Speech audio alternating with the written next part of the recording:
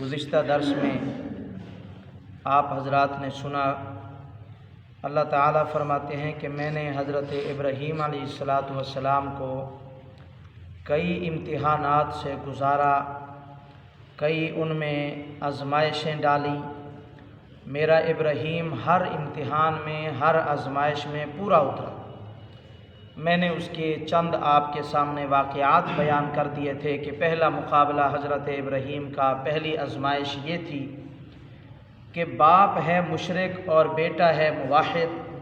آپ حضرات کے گھر میں بھی شاید ایسا ہوتا ہو، اگر باپ بیٹے کا کسی مسئلے میں اختلاف ہو جائے تو وہ بہت بڑا اختلاف لگتا ہے، اگر کسی دوسرے آدمی سے اختلاف ہو جائے تو وہ بڑا اختلاف نہیں ہوتا، لیکن اگر باپ بیٹے کے درمیان کوئی اختلاف رائے ہو جائے، کوئی جھگڑا ہو جائے تو بڑا عجیب سا ہوتا ہے۔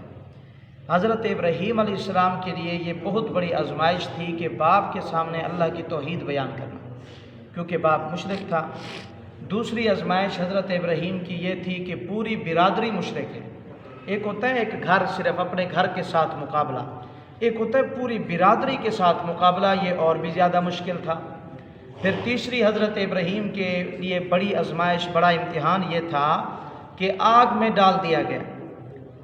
پھر اس سے بڑی آزمائش یہ تھی کہ راستے میں جا رہے تھے تو میں نے پچھلے کے درس میں مکمل تفصیل کے ساتھ واقعہ سنا دیا تھا کہ وہ ایک ظالم بادشاہ جو حضرت ابراہیم کی بیوی کو جس نے گرفتار کر لیا تھا اور اس نے کہا تھا کہ میں اس کے ساتھ برائی کرنا چاہتا ہوں، وہاں پہ کس طرح آزمائش آئی اس کا بھی آپ نے ذکر سن لیا۔ پھر اس سے بڑی آزمائش حضرت ابراہیم پر امتحان بڑا یہ آیا کہ جب بڑھاپے میں اللہ تعالیٰ نے اولاد دی۔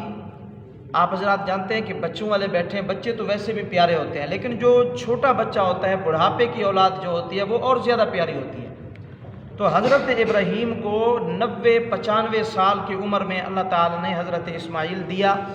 پھر بڑی امتحان، بڑا آزمائش یہ آ گیا کہ اللہ تعالیٰ نے کہا کہ اب اس پیارے بچے کی گردن پہ چھری چلا دو، اس کو میری راہ میں قربان کر دو۔ یہ کوئی لفظوں میں نے کہہ دیا، آپ نے سن لیا، آسان ہے۔ آپ اپنے ذرا دل پہ ہاتھ رکھ کے بتائیں کہ ہمارے بچے کو اگر ایک چھوٹا سا کانٹا بھی لگ جائے نا تو ماں باپ کتنا بے چین ہو جاتے ہیں، لیکن آپ ذرا تصور کی دنیا میں سوچیں کہ حضرت ابراہیم، ان کے دل پہ کیا گزرا ہوگا جب وہ اپنے بیٹے کی گردن پہ چھری رکھ کے ذبح کر رہا ہوگا۔ یہ بہت بڑی امتحان۔ اللہ کہتے ہیں کہ میں نے ابراہیم کو آزمایا، پھر فَأَتَمَّهُنَّ، پھر اس نے امتحانوں کو، آزمائشوں کو پورا کر دکھایا۔ یعنی اللہ تعالیٰ خود اس کے اوپر مہر لگا رہے ہیں، گواہی دے رہے ہیں کہ لوگوں تمہیں میں بتلا دینا چاہتا ہوں کہ میں نے ابراہیم سے اتنے بڑے امتحان لیے، اتنے بڑے امتحان لیے، فَأَتَمَّهُنَّ، پھر وہ ان امتحانوں میں کامیاب بھی ہو چکا ہے۔ جس طرح ہمارے یہ شاگرد بیٹھے ہیں، طلباء بیٹھے ہیں، میں یہاں اعلان کر دوں کہ بھائی میرا فلاں طالب علم جو ہے ماشاءاللہ پڑھائی میں اتنا اچھا ہے، میں نے اس کو انعام دیا ہے، میں نے اس کو اول پوزیشن دی ہے، تو بچہ بھی خوش ہوتا ہے، اس کے والدین بھی خوش ہوتے ہیں، اس کے رشتہ دار بھی خوش ہوتے ہیں کہ ہمارے بھتیجے کی پوزیشن آ گئی ہے، ہمارا بھتیجا جو ہے پڑھائی میں اچھا جا رہا ہے۔ لیکن میں قربان جاؤں، اللہ تعالیٰ کہہ رہے ہیں کہ ابراہیم علیہ السلام جو میرے خلیل ہیں وہ اپنے امتحان میں مکمل ہو چکے ہیں، پاس ہو چکے ہیں۔ پھر اللہ تعالیٰ نے انعام کیا دیا؟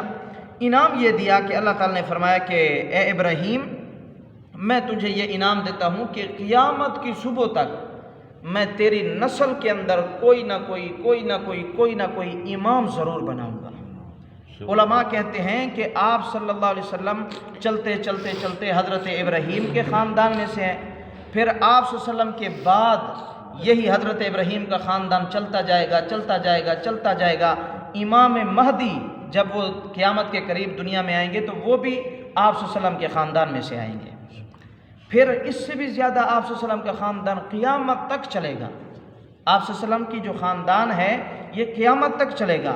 یہ کس چیز کا نتیجہ ہے؟ اللہ تعالیٰ نے قرآن میں بتلایا کہ میں یہ حضرت ابراہیم کو اس کی نیکی کا، امتحانوں میں کامیاب ہونے کا اجر اور بدلہ دے رہا ہوں کہ قیامت تک میں ابراہیم کی آل اولاد کو باقی رکھوں گا۔